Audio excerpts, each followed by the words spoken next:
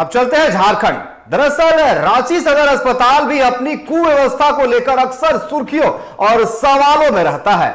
इस अस्पताल पर एक बार फिर बेजनामी और लापरवाही का आरोप लगा है। दरअसल 20 साल के एनआईटी के छात्र की मौत के बाद परिजनों ने सदर अस्पताल की पूरी व्यवस्था को कटघरे में खड़ा कर दिया है। वही डॉक्टरों का कहना है कि पीड़ित बोन मेरो का शिकार था, ब्लड प्लेटलेट काफी गिर रहे थे, स्थिति हाथ से बाहर चली गई थी। डॉक्टरों ने हर मुमकिन कोशिश की लेकिन अमन को बचाया नहीं जा सका। रांची सदर अस्पताल में ये मजमा इंजीनियरिंग के छात्र की मौत के बाद लगा है। आरोप है कि सदर अस्पताल की बदइंतजामी ने एनआईटी से इंजीनियरिंग कर रहे 20 साल के अमन की जान ले ली। पाकी के रहने वाले अमन को बीते 18 जनवरी को सदर अस्पताल के हेमेटोलॉजी विभाग में भर्ती किया गया था। अमन एप्लास्टिक एनीमिया यानी बोन मैरो से पीड़ित था। परिजनों के हंगामे के बाद लोअर बाजार थाना पुलिस मौके पर पहुंची और हंगामा शांत कराया। सदर अस्पताल के उपाधीक्षक डॉक्टर विमलेश सिंह ने कहा कि अमन इससे पहले मेडिको अस्पताल में भर्ती था, वहां हालात बिगड़ी तो उसे सदर अस्पताल लाया गया। प्लेटलेट्स और ब्लड काउंट की स्थिति बिगड़ने के कारण ही अमन की मौत हुई। नहीं, ये पेशेंट एक्चुअली प्लास्टिक एनीमिया का था। He was admitted in Medica hospital और वहाँ से ऑलरेडी ही वॉज क्रिटिकल। उन्होंने एक्सप्लेन कर दिया था कि क्या स्थिति है। एक्चुअली वो केस पैनोसाइटोपिनिया का था, जिसमें कि जो भी पैरामीटर ब्लड का होता वो काफ़ी कम था।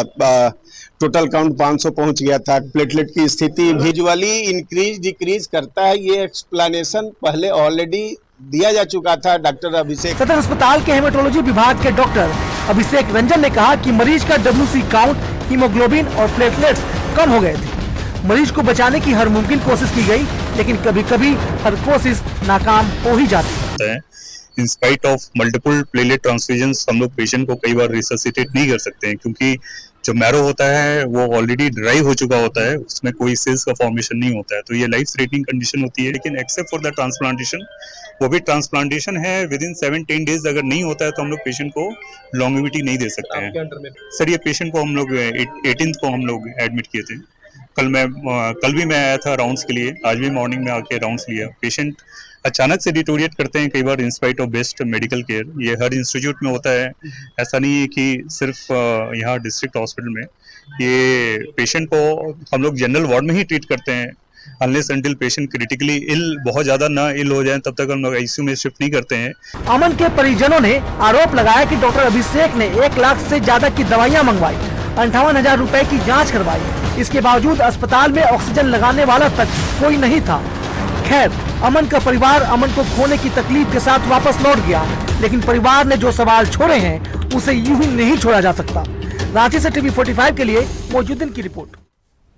और इस पर बात करने के लिए हमारे साथ रांची से संवाददाता फोन लाइन पर मोइजुद्दीन हमारे साथ जुड़ चुके हैं। मोइजुद्दीन, जिस तरीके से लापरवाही की बात सामने आ रही है, अमन की मौत हो गई, लेकिन डॉक्टर अभिषेक पर आरोप लग रहा है कि 1 लाख की दवाइयां मंगाई गई, बकायदा 50,000 के जांच कराए गए, लेकिन ऑक्सीजन के नाम पर वहां कुछ नहीं था और बताया जा रहा है कि लापरवाही के कारण ये जो है मौत हुई है।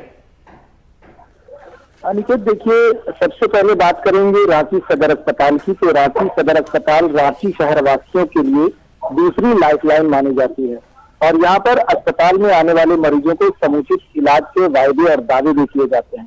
लेकिन जिस तरह से परिजनों का जो आरोप डॉक्टरों की लापरवाही पर लगा है, ये अपने आप में पूरी व्यवस्था को कहीं न कहीं एक कटघरे में खड़ा करने वाला सवाल है।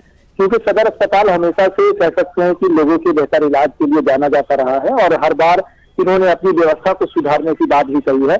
लेकिन बीते दिन जो मरीज की मौत हुई, इसके बाद पूरे अस्पताल परिसर में कहीं न कहीं लोगों की चीख चित्कार नजर आ रही थी।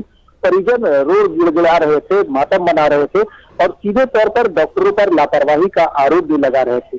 उनका कहना था कि पहले 1 से 1.5 लाख रुपए के करीब दवा मंगवाई जाती है, 58,000 रुपए का जांच करवाया जाता है। साथ साथ ये कहा जाता है कि एनआईटी का जो ये छात्र रहा है, एनआईटी का जो स्टूडेंट रहा है, और ये करीब वहां पर 20 वर्षीय जो अमन कुमार नामक जो व्यक्ति युवक था, ये कहीं ना कहीं अस्पताल की सुव्यवस्था का भेद चढ़ गया और तमाम जिम्मेदारी, तमाम जवाबदेही डॉक्टरों की लापरवाही पर लगाया गया है। और डॉक्टरों ने खास करके इसे ये भी कहा है कि बोन मैरो से ये पीड़ित था अमन कुमार और ये इसके कह सकते हैं कि एप्लास्टिक एनीमिया से ये पीड़ित था और इसे लेकर के यहाँ पर जब इलाज के लिए लाया गया था तो स्थिति काफी गंभीर बनी हुई थी, लेकिन डॉक्टरों ने कहीं ना कहीं इसका इलाज के लिए तमाम अपनी कोशिशें लगा दी। हालांकि धरती पर दूसरा भगवान डॉक्टर को माना जाता है, लेकिन ये कहा जा सकता है कि डॉक्टर लोगों की जान बचाते हैं और अपनी तत्परता के साथ ये सेवा भी करते हैं। लेकिन जब स्थिति अगर बिगड़ती जाती है तो कह सकते हैं कि इस पर डॉक्टर भी क्या कर सकते हैं, लेकिन यहाँ मानना ये कहावत जरूर कहा जाता है कि जाके राखे सांग या मार सके ना कोई, क्योंकि उनका जब वो लिखा हुआ था, जब मृत्यु लिखा हुआ था, तो डॉक्टर रहे या कोई भी रहे इसे नहीं बता सकता है।